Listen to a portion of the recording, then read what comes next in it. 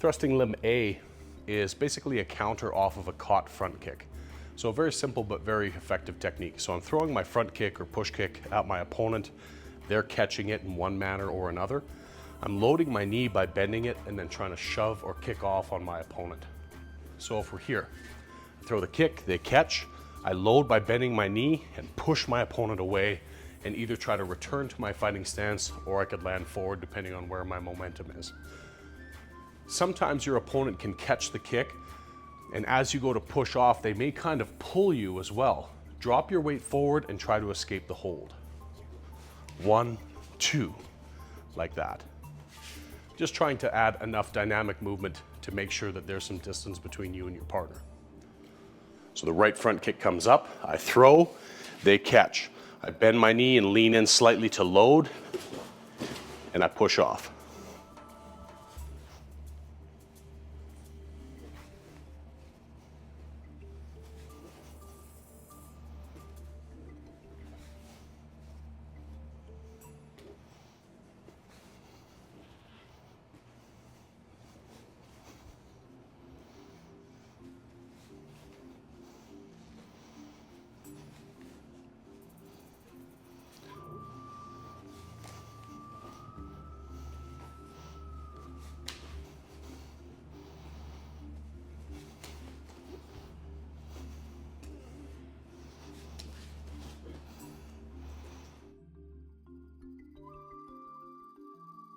Similarly to A, thrusting limb B, I'm throwing the front kick and it gets caught.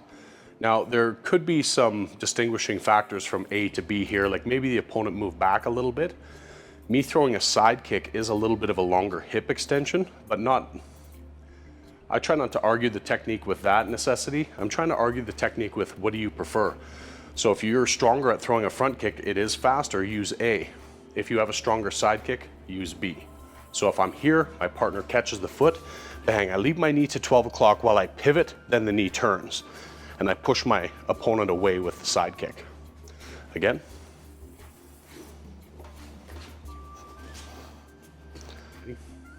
So my opponent catches, I pivot, turning my knee, and push away.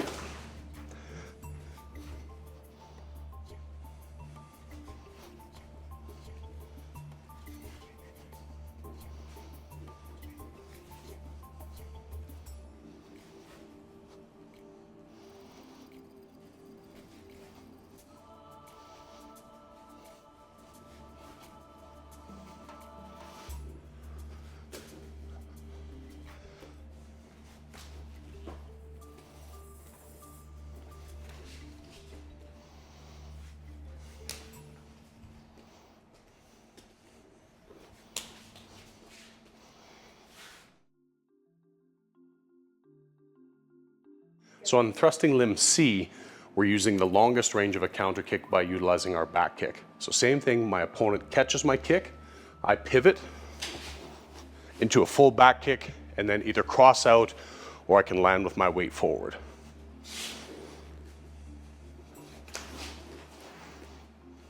So I kick, they catch, I pivot all the way around, push off with my heel and cross out. So a good technique to practice your balance on. So thrusting limb is a really cool technique. It has 3 variations, and essentially what it's trying to teach us is how to deal, or rather one way to deal with a caught front kick. Now in Muay Thai, we deal with this problem all the time because it's so specific to punching and kicking. But the idea here is it's trying to teach you that the different kicks have different levels of distance. So the reaction could be as fast as front to front. And the B variation, front to side, is still pretty quick if it's trained, but takes a little longer to get your hip over. And then the C variation would take the longest time, but would have the longest reach, going from a front kick all the way to a back kick. Now, here, the consensus here is that all the counter kicks are going to be thrust kicks because we're pivoting on the supporting leg. But long and short of it is if you're trying to push someone, the more contact you can make with the center of mass, like not throwing a front kick with just the ball of the foot, but rather using the foot as a whole as best you can, will have more contact and more transfer of energy to try to push somebody. Now, I'm not saying that this is the only way that someone can deal with a caught kick, but thrusting limb has dynamically caught and then trying to load and push off from there.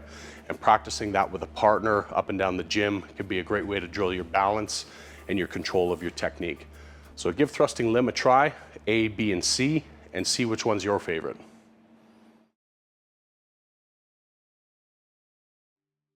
So something you can do with thrusting limb A, B, or C if you're slightly less mobile. Maybe you have an injury, maybe you have some kind of mobility issue that doesn't allow you to necessarily kick or have control of the secondary kick as high. What you could do is maybe the opponent didn't catch the kick, maybe they blocked it. So if you threw the kick and it kind of comes low, you could throw the front kick to the knee or the side kick to the knee or the back kick even to the groin. I guess all that I'm saying is just because you can't do the technique at height, if you have a mobility issue, doesn't mean you couldn't still practice the design of the technique. So trying to throw 2 kicks at once without putting the foot down. Give it a try. Thrusting limb A, B, and C. I use this, well, it's a self-defense technique. I use it, first of all, as a kicking routine in group classes at almost every level. On almost every class, I will take one of these variations. It's a combination of a snap kick and a thrust kick. When it's taken from a self-defense technique, it's one of those applications where you've done the kick and the opponent has caught it, then you have to thrust. When we take it as a kicking routine, make sure that the first movement is a full snapping to get yourself in position and balance. So it's a snap kick followed by a thrust. The A version, the right foot is back. Notice it's a snap kick and a front thrust kick. The B version now has a little bit more power. It's the same thing. It's a front snap kick and a side thrust kick.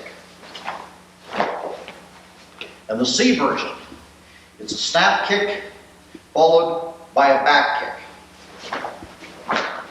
Once again, without an opponent now, what we'll do is take those in sequence from here. The right foot back, the A version, the snap and the front thrust. The B version, the snap and the side thrust. The C version, the snap and the back kick. Okay, what I'm going to do, and this is where it's a lot harder, I will move into Ken. So on each of these, I'll have him put out the kick. Then I'll actually put it against my body. Notice on each one, he has to retrieve the foot slightly to get the thrust kicking movement. So you're moving from here. The kick has been caught and the thrust. The B version, now the side kick, allows you to get a little bit more platform because you're able to turn. Notice each of these starts the same way. It's the snap kick. It's been caught, he turns the body, side thrust kick. The D version, the C version from now, same basic movement, turns the body, drops the knee to get the full power on the back kick. The C version.